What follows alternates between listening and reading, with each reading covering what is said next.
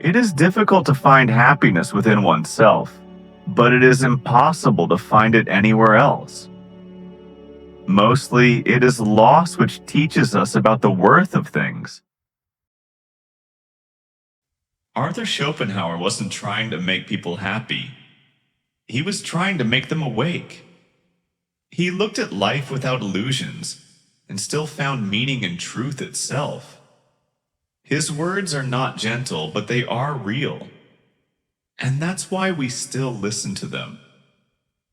When you learn English through voices like his, you're doing more than studying a language. You're training the way you think. Each quote, each line you hear, carries rhythm, emotion, and truth. The more you listen, the more your mind begins to connect sound with meaning, words with feeling. That's how real language learning happens. Not through endless rules, but through experience. Listen carefully.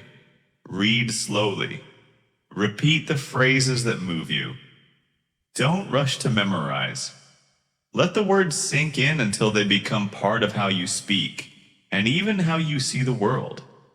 Because language isn't only for communication, it's a mirror. It reflects how deeply you notice life, how honestly you understand people, including yourself.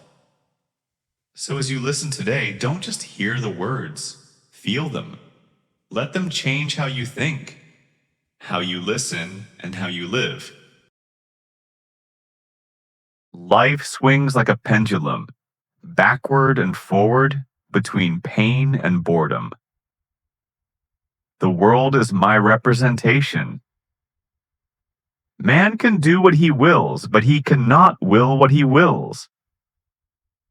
The truth is, we are all prisoners of the will to live. Each day is a little life. Every waking and rising a little birth. Every fresh morning a little youth. Every going to rest and sleep a little death. The greatest of follies is to sacrifice health for any other kind of happiness. We forfeit 3/4 of ourselves in order to be like other people. Life is a constant process of dying. And yet, he reminded us, we seldom think of what we have, but always of what we lack. Therefore, rather than being thankful, we are often ungrateful. Perhaps that is the quiet root of all suffering, forgetting the beauty of what we already hold. The will is the strong blind man who carries on his shoulders the lame man who can see. The life of every individual is really always a tragedy, but gone through in detail, it has the character of a comedy. Every man takes the limits of his own field of vision for the limits of the world. Mostly it is loss which teaches us about the worth of things. It is difficult to find happiness within oneself, but it is impossible to find it anywhere else. Every satisfaction, or what is commonly called happiness, is really and essentially negative only, never positive. There is no doubt that life is given us not to be enjoyed, but to be overcome, to be got over. To desire is to suffer, to desire nothing is freedom. Great men are like eagles and build their nest on some lofty solitude. The more a man has in himself, the less he needs from others, and the less others can be anything to him.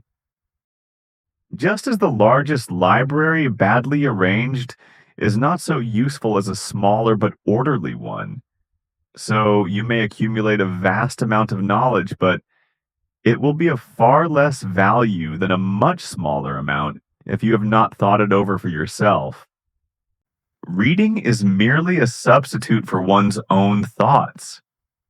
A man who reads very much and uses his own brain little falls into lazy habits of thinking. Ordinary people think merely how they shall spend their time. A man of talent tries to use it. The wise have always said the same things, and fools, who are the majority, have always done just the opposite. The shortness of life, so often lamented, may perhaps be the very best thing about it. To live alone is the fate of all great minds, a fate they secretly wish for. The business of art is to reveal the truth, not to create pleasure. Music is the melody whose text is the world. Art is the most beautiful deception of the will. Through art, we escape the pressure of the will. We contemplate without desiring. The effect of music is so very much more powerful and penetrating than that of other arts, for it expresses the innermost nature of all life and existence. The work of genius is not produced by labor alone, but also by the ability to detach oneself from the stream of the world. When we are lost in music or beauty, the world and the self disappear, and for a moment we are free. But art alone is not enough. To live wisely, one must also learn compassion. Compassion is the basis of morality. Hatred comes from the heart, contempt from the head, and neither feeling is quite within our control. Treat a work of art like a prince, let it speak to you first. The person who writes for fools is always sure of a large audience. Talent hits a target no one else can hit. Genius hits a target no one else can see. To feel envy is human. To savor it is diabolical. The discovery of truth is prevented more effectively, not by the false appearance things present and which mislead into error, not directly by weakness of the reasoning powers, but by preconceived opinion, by prejudice. The wise man always holds in his hand the balance between joy and sorrow.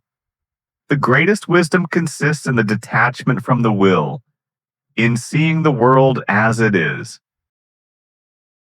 Schopenhauer once said, "The more a man has in himself, the less he needs from the world." That's the point. The more truth you hold inside, the less you need to chase approval, comfort, or noise. There's something haunting about Schopenhauer's words. He never tried to decorate the truth. He faced it raw and unflinching. And in that honesty, he gave us something rare, the courage to look within. He showed us that strength isn't loud, it's quiet. It's the kind of power you build in silence, when no one sees, when no one applauds. The kind of strength that grows from understanding yourself. That's what real learning is, not memorizing, not pretending to know, but feeling meaning take root inside you. Every time you listen, every time you repeat, you're not just improving your English, you're training your mind to notice, to think, to feel deeper. Because language isn't only about speaking, it's about awakening. When you learn new words, you learn new ways to understand the world. And the more you understand, the less you need to run from it. And maybe that's what he wanted us to remember. That wisdom isn't about escaping life, but about daring to see it as it is. So keep learning. Not just to sound fluent, but to become fluent in life. Let every word you learn be a small act of clarity. Let every sentence remind you, you're not just studying a language, you're learning how to see. And when that happens, even silence begins to speak. And somehow you finally understand what it's been trying to say all along.